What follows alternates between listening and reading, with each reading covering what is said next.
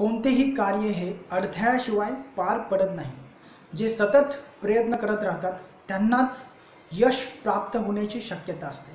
मित्रांनो, 2 ओळीनंतर तुमचा पहिला प्रश्न जो कि हिंदीमधने विचारला गेलेला आहे, कोर्ट मैरिज कैसे करें. यहाँ पर मैं आपको बताना चाहता हूँ कि आपको अगर कोर्ट मैरिज करना है तो आप जिस जगह पर रहते हो वहाँ पर जो मैरिज ब्यूरो है वहाँ पर जाके आपको इंक्वायरी करनी है. और साथ ही साथ आपको 1 महीने पहले, अगर आपको शादी करना है तो उससे 1 महीने पहले आपको वहाँ पर एप्लीकेशन लगानी होती है. उसके साथ आपको डॉक्यूमेंट्स जो होते हैं आपके देने होते हैं. लड़का लड़की दोनों के आपको डॉक्यूमेंट्स देने हैं. उनका एज प्रूफ आपको वहाँ पर वो भी अटैच करना होता है. ये सारे डॉक्यूमेंट्स आपको देने होते हैं. उसके बाद जो मैरिज ब्यूरो के ऑफिसर होते हैं वो 1 महीने का वेट करते हैं और उस 1 महीने में आपको लीगल नोटिस दी जाती है दोनों की ओर से, मतलब लड़का और लड़की दोनों को. उसके बाद अगर कोई ऑब्जेक्शन नहीं हुआ तो आपको एक तारीख देने के बाद वो तय करते हैं कि आपको इस दिन आपकी शादी करा देंगे. तो उस हिसाब से आपको शादी करा देते हैं. वहाँ से आपको मैरिज सर्टिफिकेट मिल जाता है. इस तरीके से आप कोर्ट मैरिज कर सकते हो. दूसरा क्वेश्चन है, दोघांच्या सहमतीने किंवा एकतर्फा घटस्फोट कसा घेता येईल याची प्रक्रिया सांगा. मित्रांनो, बऱ्याचदा कोर्टामध्ये मॅटर हे खूप वेळ लागत असतो मॅटर क्लिअर होण्यासाठी, म्हणजे तुमची जी केस असेल त्याला क्लिअर होण्यासाठी. यासाठी जर समजा तुम्ही एकतर्फा डिवोर्स तुम्ही फाईल करत असाल, खटला दाखल करत असाल कोर्टात, तर तुम्हाला 2 ते 3 वर्षापेक्षा जास्त कालावधी जाऊ शकतो. परंतु जर समजा तुम्हाला डिवोर्स घ्यायचा आहे तर तुम्ही दोघांच्या सहमतीने, मुलगा मुलगी दोघांच्या सहमतीने जर तुम्ही डिवोर्स घेत असाल तर तो डिवोर्स तुम्हाला 1 वर्षाच्या आतमध्ये मिळू शकतो किंवा 1-2 वर्षाच्या आतमध्ये मिळू शकतो. त्यासाठी तुम्ही जर डिवोर्स घेत असाल तर म्युच्युअल अंडरस्टँडिंग किंवा एकत्रित सहमतीने तुम्ही तो डिवोर्स घेऊ शकता. तसेच प्रश्न विचारला गेला आहे, जमिनीचे खाते वाटप करायचे आहे तर काय करावे. मित्रांनो, जमिनीचे खाते वाटप हे तुम्ही 3 पद्धतीने करू शकता. जसे कलम त्याला म्हणतो आपण 85. आता यामध्ये तुम्हाला तहसीलदार जे असतात त्यांच्याकडे तशी ॲप्लिकेशन द्यायची असते, अर्ज द्यायचा असतो आणि जे सर्व हिस्सेदार असतील त्यांच्यासोबत तुम्हाला तिथे उपस्थित राहावं लागतं. त्यानंतर तुम्हाला तो तसा निर्णय ते देऊ शकतात. तसाच जर तो निर्णय तुम्हाला तसं करायचं नसेल तर तुम्ही सगळ्यात सोपा मार्ग, दुय्यम निबंधक कार्यालयामध्ये दस्त बनवून, नोंदणीकृत दस्त तुम्हाला करायचा आहे. तुमचे ते जे पण टर्म्स असतील त्या तिथे नोंदवायचे आहेत, म्हणजे जेणेकरून तुम्हाला कायदेशीर वाटणी तुमची होऊ शकते. आणि जर समजा तुम्हाला जर तसं करायचं नसेल तर तुम्हाला तिसरा पर्याय असतो की तुम्ही दिवाणी न्यायालयामध्ये तसा दावा दाखल करायचा असतो, जेणेकरून तुम्हाला कोर्टातर्फे तुम्हाला तशी वाटणी करून मिळत असते. परंतु सर्वात सोपा उपाय म्हणजे दुय्यम निबंधक कार्यालयामध्ये नोंदणीकृत तुमचा वाटपपत्र करायचा. तसाच प्रश्न विचारला गेला आहे इथे, what is different between the समन and warrant. If the somebody file the case in a court against the one person, so the one person, how to know against him file the case in a court. So in that condition, when the court send the notice, it's a call summons for present the person in the court. And the warrant, if person not present in a court through legal notice means summons, so in that time, or suppose any person crime and he not present in a court, so that time court give the warrant to police for arrest the person and present in a court. It's a called warrant. Then next question, बहिणीचे संपत्तीमधील हक्क सोडपत्र केल्यावर ती हक्क मागू शकते का. मित्रांनो, येथे ज्यावेळेस बहिणीचे एकत्रित संपत्तीमधील, एकत्र कुटुंबातील जी संपत्ती आहे त्यामध्ये आपण ज्यावेळेस बहिणीचे हक्क सोडपत्र करत असतो आणि जर समजा ते हक्क सोडपत्र तिने स्वखुशीने केलेले असेल व ते नोंदणीकृत असेल, त्यावेळेस तिला सांगितलं जातं की ह्या प्रॉपर्टीमध्ये तुला परत हिस्सा मिळणार नाही. आणि ती जर तसं रेडी असेल, ती जर तसं हक्क सोडपत्र करून देत असेल कायदेशीर, तर तिला परत त्या संपत्तीमध्ये वाटा मागण्याचा हक्क उरत नाही.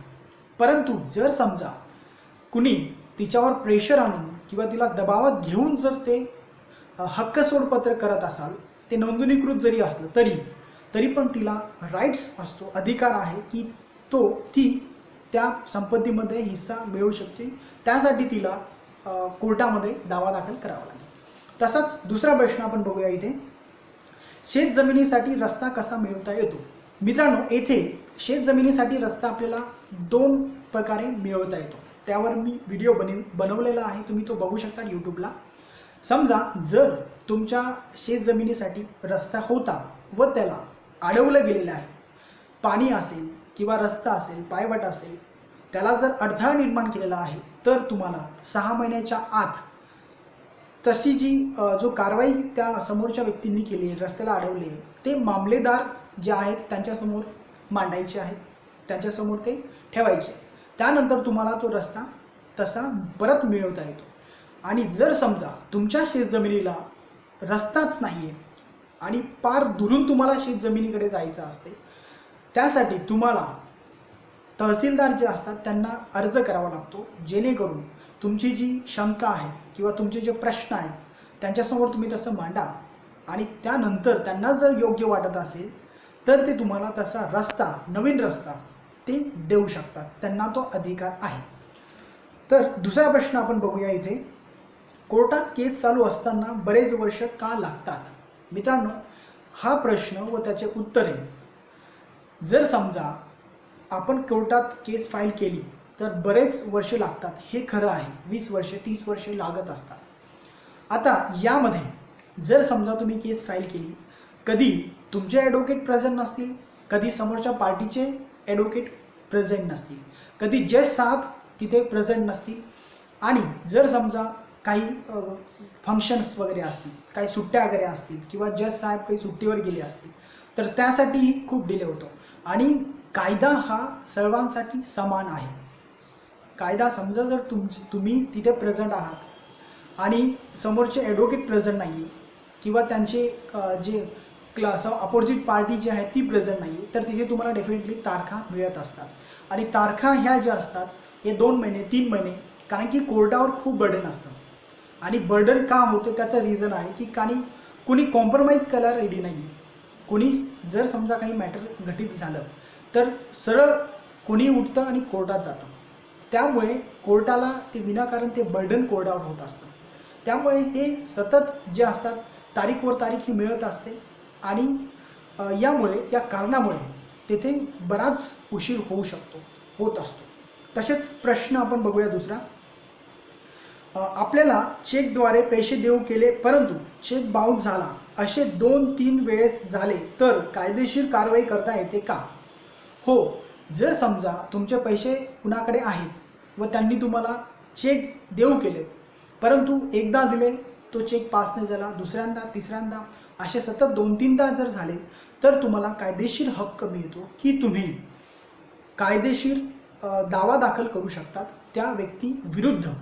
आणि जो तुम्ही दाव्यासाठी खर्च करणार आहे तो खर्च सकट तुम्हाला व्याजासकट ते पैसे तुम्हाला त्या व्यक्तीकडनं वसूल करता येतात. तसेच दुसरा प्रश्न इथे विचारला गेलेला आहे, पैतृक संपत्तीमध्ये सर्वांचा हिस्सा असेल तर कुणी एक तिला विकू शकतो का. मित्रांनो, लक्षात असू द्या, जर मालमत्ता ही वडिलोपार्जित आहे तर तिला सहहिस्सेदारांपैकी एक कुणी विकू शकत नाही. परंतु जर समजा खरंच जेन्युइन रिझन असेल, एकत्रित घरासाठी पैशाची गरज असेल किंवा काही कर्ज असेल किंवा लग्न करायचे असतील, त्यावेळेस सर्वांची सहमती जर असेल तर आपण त्या प्रॉपर्टीला विकू शकतो. परंतु जर सहमती सर्वांची नसेल किंवा तसं रिझन नसेल, कारण नसेल, तर तुम्ही कोणी एक व्यक्ती त्या संपत्तीमध्ये सर्वांची संपत्ती जी असेल तिला विकू शकत नाही, हे लक्षात असू द्या. तसेच प्रश्न विचारला गेलेला आहे इथे, लीगल एग्रीमेंट करने के क्या नियम है. यहाँ पर मैं बताना चाहता हूँ आपको कि लीगल एग्रीमेंट करने के बहुत सारे नियम हैं, लेकिन कुछ नियम बताना चाहता हूँ कि जैसे कि मान लीजिएगा आपको कोई लीगल एग्रीमेंट करना है, तो उस समय आप जो 18 से नीचे का एज है उनके साथ आप एग्रीमेंट नहीं कर सकते हो. साथ ही जो पागल होंगे गूंगे होंगे, बहरे होंगे, इनके साथ आप एग्रीमेंट नहीं कर सकते हो। आप ये ध्यान रखिएगा। और कई सारे नियम हैं, लेकिन आप पढ़िएगा, आपको समझ में आ जाएगा। उसके बाद दूसरा सवाल यहाँ पर पूछा गया है, मराठीत आहे, केस पोलीस केस चालू असल्यास सरकारी नोकरी मिळवता येते का? मित्रांनो, येथे केसेसचे वेगवेगळे प्रकार असतात। जर समजा नॉर्मल केस असेल तर तुम्हाला सरकारी नोकरी मिळवण्यासाठी काही अडचण नाही, परंतु जर समजा पण तरी देखील तुम्हाला येथे पोलीस खाते असेल किंवा सैन्य दलात तुम्हाला अप्लाय करता येत नाही किंवा तुम्हाला तिथे जॉब मिळण्याचे चान्सेस कमी असतात। हे डिपेंड असते की केस कुठली आहे, आणि केस कसली जरी असली तरी तुम्हाला ह्या दोन क्षेत्रामध्ये, दोन खात्यांमध्ये तुम्हाला नोकरी मिळण्याचे चान्सेस कमी आहेत, मिळत नाहीत। तसेच दुसरा प्रश्न बघूया आपण, विनाकारण एखादी स्त्री तिचा पती व सासूला नोटीस पाठवण्याची धमकी देत असेल तर यावर कायद्याची मदत कशा प्रकारे होऊ शकते? येथे तुम्ही त्या महिलेवर जर खरंच काही कारण नसताना जर ती महिला तशी करत असेल तर त्या महिलेवर तुम्ही ॲट्रॉसिटी ॲक्ट प्रमाणे कारवाई करू शकतात। तसेच प्रश्न विचारला गेला आहे दुसरा इथे, सामायिक क्षेत्रातील जमिनीचे खरेदी खत होते का?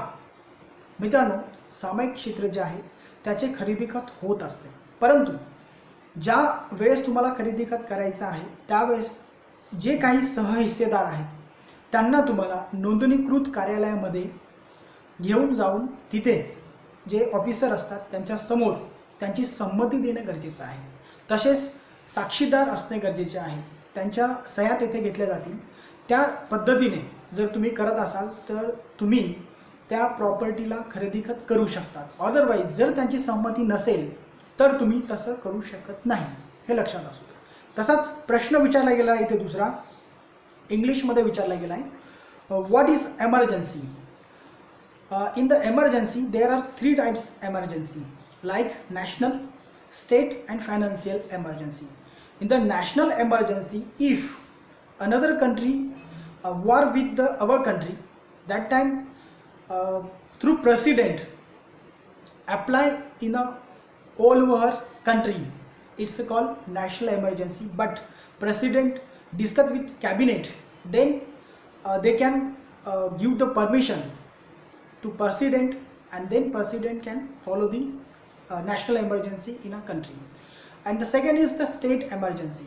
If the state government not properly run, means not properly follow the rules of the constitutions, not any conditions are there, any means queries are there to how to go ahead, so that times the president can apply the state emergency. And the next emergency is the financial emergency. In the financial emergency, in the India it's not applied, but if any critical condition, very poor condition of the country, so that times the financial emergency can apply through president.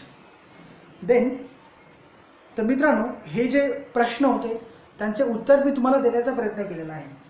जर अजून तुम्हाला काही प्रश्न पडले असतील किंवा असतील तर डेफिनेटली तुम्ही मला कॉल करा, टेक्स्ट करा, क्युरीज असतील तुम्ही माझ्याशी फोनवर डिस्कशन करू शकता, मेल करू शकता। तसेच अजून तुम्हाला दोन ओळी मी सांगतो, सतत प्रयत्न करत राहणे म्हणजे परिपूर्ण होणे असे नाही। एखादी गोष्ट पूर्वीपेक्षा जास्त चांगली करणे म्हणजेच परिपूर्ण होणे हे होय। तर मित्रांनो, धन्यवाद।